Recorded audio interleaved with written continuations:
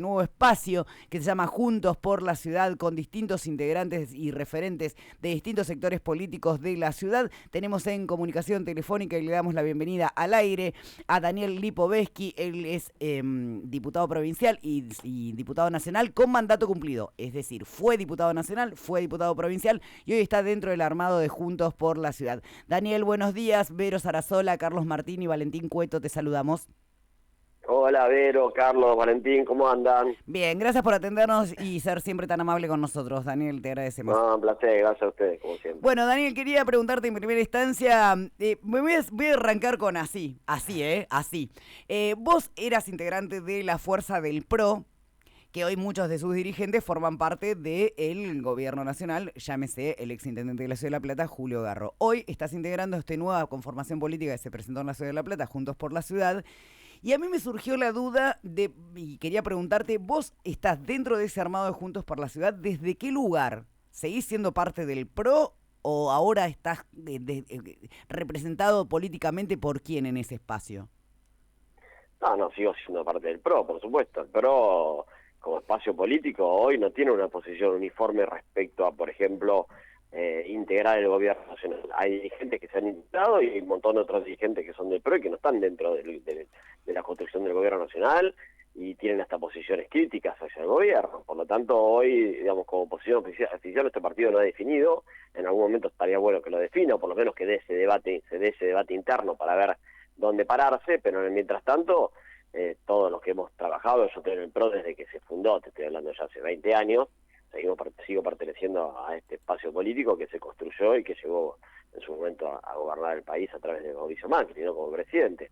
Así que en ese marco yo participo hoy de Juntos por la Ciudad, de mi rol de ser un dirigente del PRO, y además, de alguna manera, cuando surgió la idea de construir este ámbito, digamos, este ámbito de trabajo conjunto, partimos de la base de que creíamos que la construcción en su momento, Juntos por el Cambio, donde se sumaron muchos espacios políticos, no había que darla por perdida.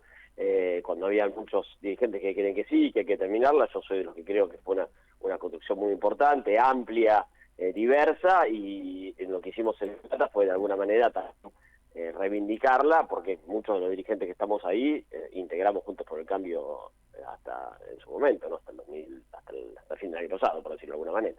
Y cómo, bueno, dentro de este armado que se presentó en la Ciudad de La Plata, ¿cómo ves estos primeros 4 meses de gestión de Julio Alac? Creo que es una gestión que le costó mucho arrancar, que realmente fue difícil acomodarse. Veo que de alguna manera él tuvo que, en su armado como de gobierno, privilegió los acuerdos políticos internos dentro de su espacio político, que es el PJ, digamos, y creo que eso le costó mucho en cuanto a arrancar con el gobierno. Ahora está dando algunas señales, veremos si realmente empieza a verse resultados. Por ahora, realmente la gestión no ha mostrado ningún resultado concreto, y te diría que hoy veo a la ciudad en peores condiciones que las que estaba, ¿no? Yo era crítico de algunas cosas que pasaban en la ciudad, otras creo que no, pero sin lugar a dudas, en estos 4 o 5 meses no ha mejorado, sino que ha empeorado, ¿no? Dani, Carlos Martín te habla, ¿cómo te va? Vos sabés que... Bien, ¿vos? Bien, vos sabés que una de las cosas que yo subrayé en su momento es que como que no te dieron participación para tu candidatura a intendente cuando estaba Alan y Garro, ¿no es cierto? Y veo que este nuevo espacio se ve lesionada con la ausencia de Alan y Garro, que conformaban lo que era Juntos por el Cambio en su momento, y es como que, bueno, hay que darle tiempo porque tiene que empezar a motorizar, y bien te marcaba Verónica, de quién era la cabeza de este espacio a nivel nacional, si sigue siendo Macri o también algunos se han acercado a otros espacios, inclusive de La Libertad Avanza. ¿Cómo te vas a desenvolver en esto?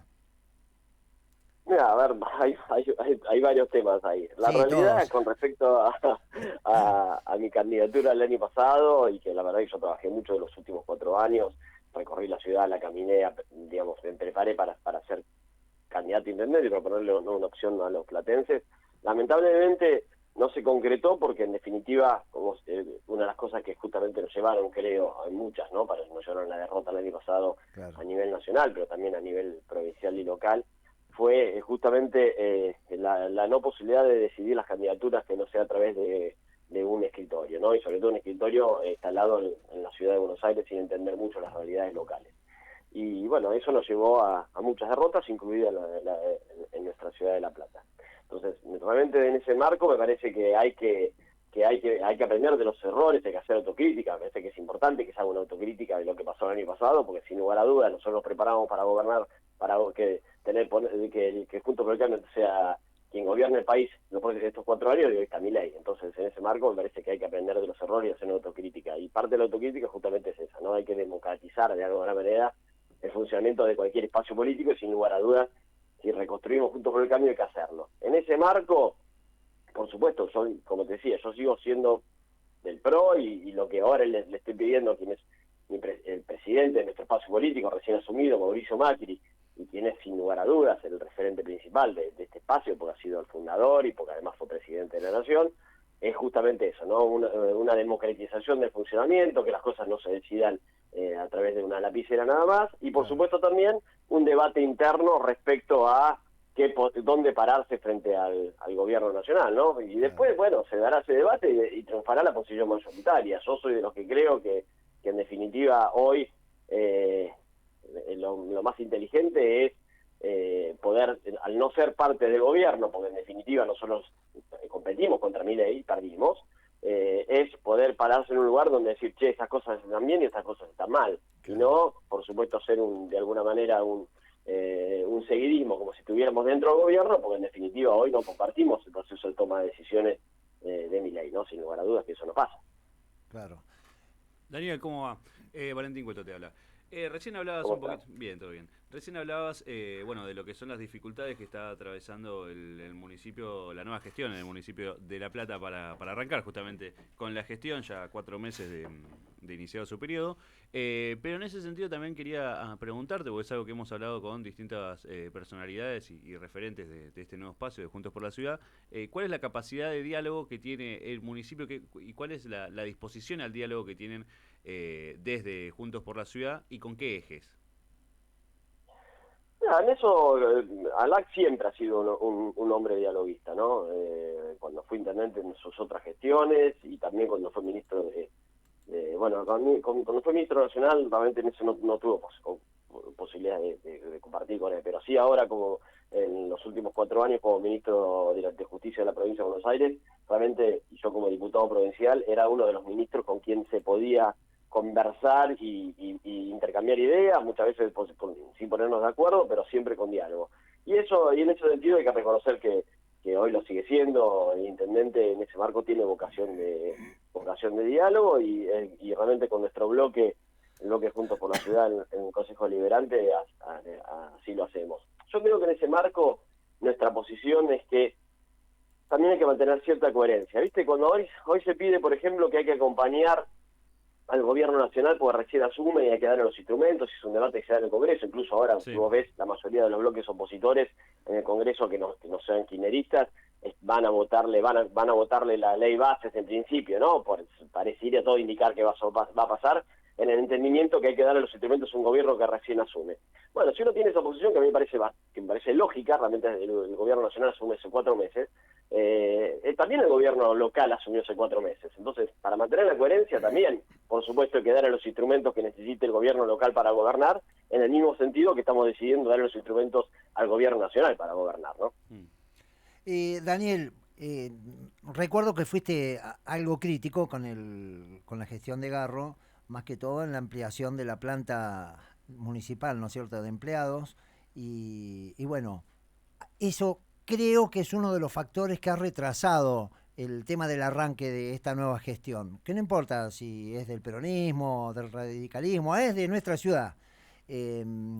¿Sostenés la crítica anterior ahora que ya saben que hay un pasivo muy, muy importante económico?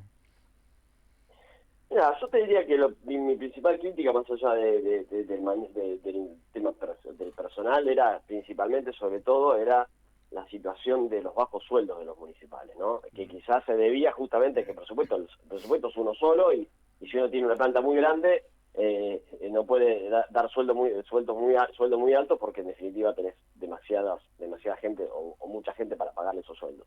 Y en ese marco me parece que hay que jerarquizar los salarios de los empleados municipales, sigo pensándolo, porque en definitiva son los que hacen que el municipio funcione. Claro. Sí, y va a ser así, y me parece que este es uno de los grandes problemas que ha tenido el municipio, y por eso hemos tenido tantos problemas de gestión, ¿no? Yo lo que era de los que planteaba, por ejemplo, que había que jerarquizar las delegaciones, darles autonomía presupuestaria, porque en definitiva es la única manera de poder que la gente pueda acudir a la delegación y que tenga una respuesta concreta, y no como viene pasando, que en las últimas gestiones, y en esta también, hasta ahora, por lo menos, veremos qué pasa a que dure tiempo, como acabo de decir, realmente no encontraban respuesta, y uno después se encuentra que los barrios de la ciudad, que han crecido enormemente, que tenemos verdaderas mini ciudades dentro de las localidades de la periferia, no puedan estar en condiciones, digamos, de bastante abandono. Me parece que esta es la clave, y insisto, no es solamente ahora, viene de antes.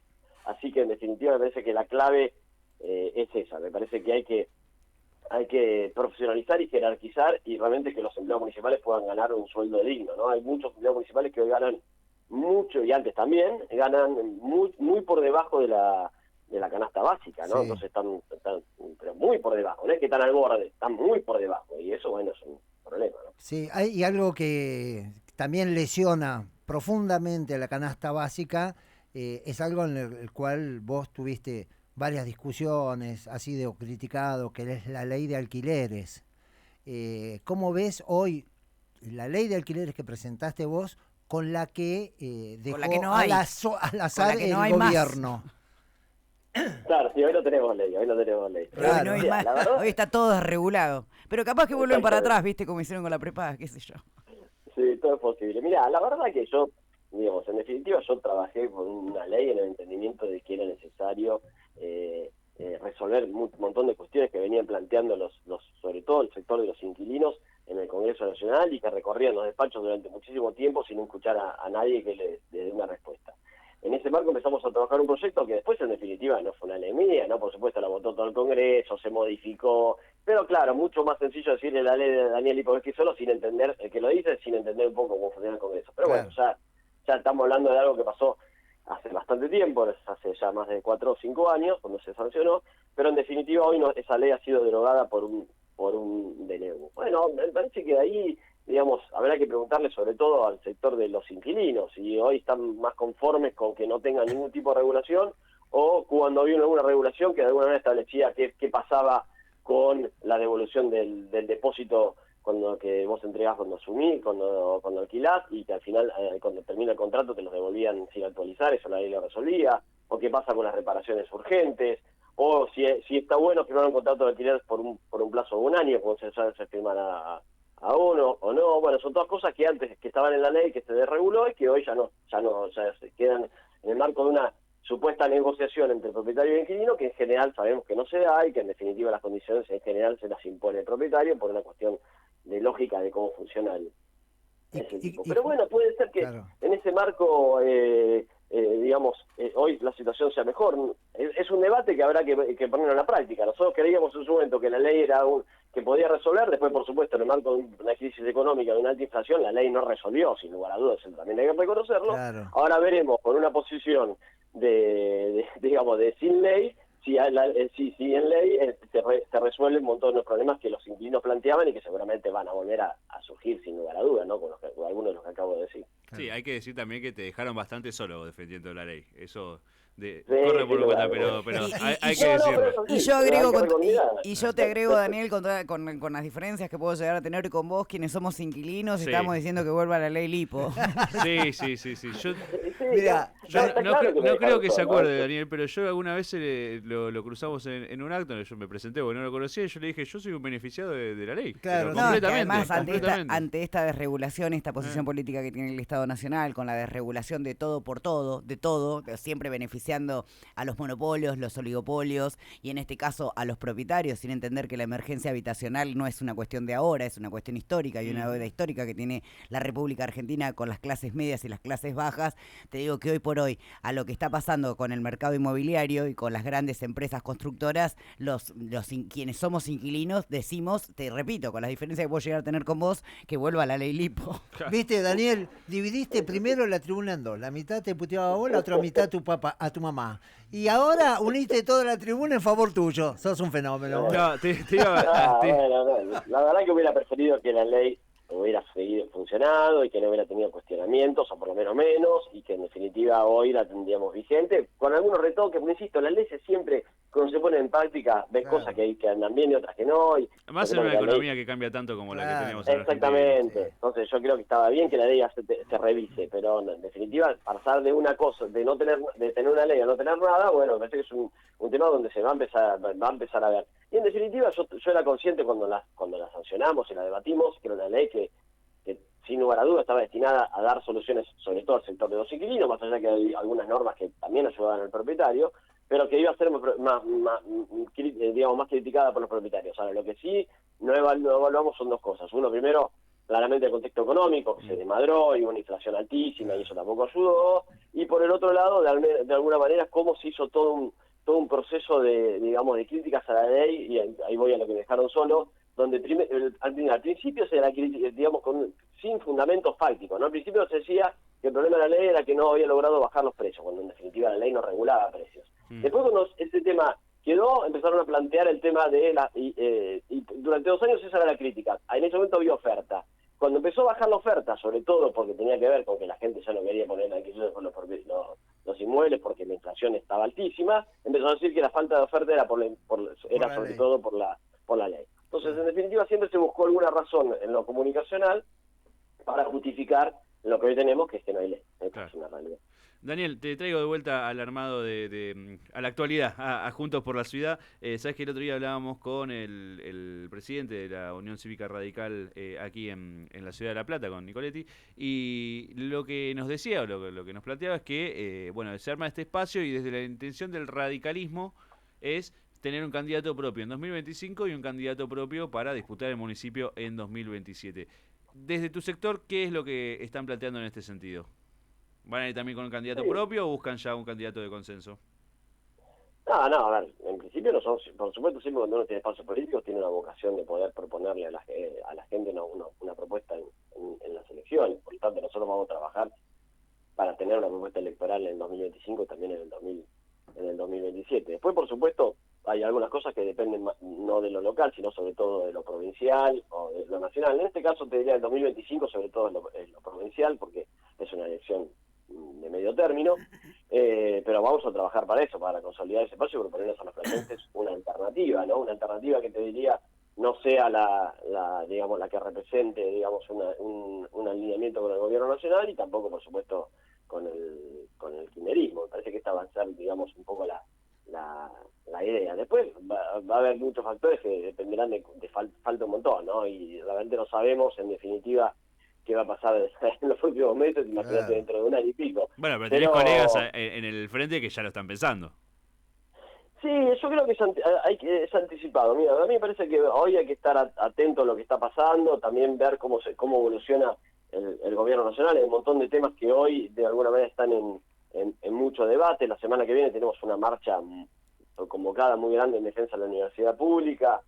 Justamente de eso te iba a preguntar, Daniel, ¿qué opinión te merece la charla federal universitaria que está convocada para el próximo 23 de abril? ¿Cuál va a ser la postura del PRO? ¿Si va a marchar, no va a marchar? ¿Si va a salir a convocarla? Porque hoy por la mañana leíamos distintos comunicados de distintos sectores políticos de la República Argentina, llámese el radicalismo, llámese Unión por la Patria. Me acaba de llegar un comunicado de la Honorable Cámara de Diputados de la Nación, también convocando la marcha. El gobernador de la provincia de Buenos Aires también convocó y además confirmó su asistencia a la marcha desde el PRO. ¿Cuál va a ser la postura? Porque por todo lo que hemos leído, por lo menos yo, todo lo que he leído, no hay como una posición pública, al menos, con una determinación radical de decir sí marchamos, sí estamos en contra del recorte presupuestario a la educación en general. ¿Cuál es la postura, si la tenés, de todo el PRO? No, postura oficial no. Bueno, al menos yo la desconozco y me parece que no lo va a haber teniendo en cuenta lo que hablábamos al principio de la nota, ¿no? Que el tema hoy el PRO no se ha producido un debate interno para determinar qué posición tenés frente al gobierno nacional, así que me imagino que no se va a adoptar una posición unificada. Debería, por supuesto que yo creo que hay que defender la educación pública y también la universidad pública, y nosotros cuando gobernamos así lo hicimos, y realmente, si vos ves en la ciudad de Buenos Aires, por ejemplo, cómo se trabajó para fortalecer todo el funcionamiento del sistema de educación pública, y era parte de lo que mostraba Mauricio cuando hacía campaña en el 2015 para decir, quería ser presidente, decía, miren todo lo que hicimos en la ciudad de Buenos Aires para la educación pública, que creo que hay que sostenerla y fortalecerla y mejorarla, sin lugar a dudas que hoy hay que mejorarla un montón. Claro. Y ni hablar en las universidades públicas, además tenemos un montón de miembros del PRO que son egresados de la universidad pública, son inclusos sin lugar a dudas, así que me parece que yo creo que hay que habría que participar, digamos, de la marcha, porque realmente la situación es muy preocupante. Las universidades no pueden funcionar con el mismo presupuesto que tenía en el 2023 cuando hay 200% de inflación. Está claro que eso las desfinancias absolutamente, y es un tema que creo que la convocatoria que se hace la semana que viene, el martes, lo que tiene de interesante además que es una convocatoria muy diversa, digamos, ¿no? No es una marcha convocada por la CGT, por decirlo, una cosa que tiene el desprestigio que acumuló sobre todo por no haber protestado en los últimos 4 años durante el gobierno de Alberto Fernández. Bueno, pero sin embargo, Daniel, la CGT convocó a participar de la marcha, no hablo solo de la CGT, la CGT, la CTA, la CTA Autónoma, las organizaciones sociales. A mí yo también celebro eso, que sea una marcha multitudinaria y pluripartidista. No, y la Unión Cívica Radical también, la Franja Morada. Para que se entienda, yo no estoy diciendo que está muy bien que vayan, lo que digo es que en otras marchas que se convocaron en contra de este gobierno, o el paro si son en enero, tenían eran directamente impulsadas por la CGT. Esta es una marcha que de alguna original en defensa de la República, donde acompaña el motor, incluido la CGT, y está muy bien porque en definitiva hay muchos trabajadores que también son de la educación pública, hay muchos trabajadores que por suerte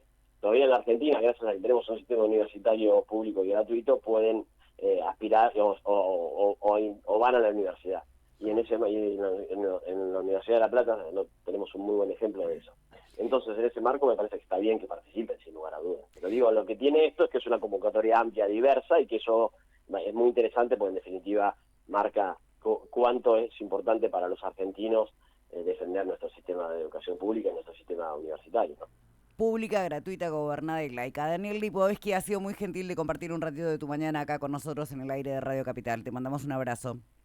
Gracias a vos, Vero, y a ustedes. Un abrazo grande, que tengan todos muy buen día. Lo mismo para vos, hasta luego. Estábamos en comunicación telefónica con el ex diputado nacional, ex diputado provincial, Daniel Lipovetsky, hoy integrante del espacio Juntos por la Ciudad. 44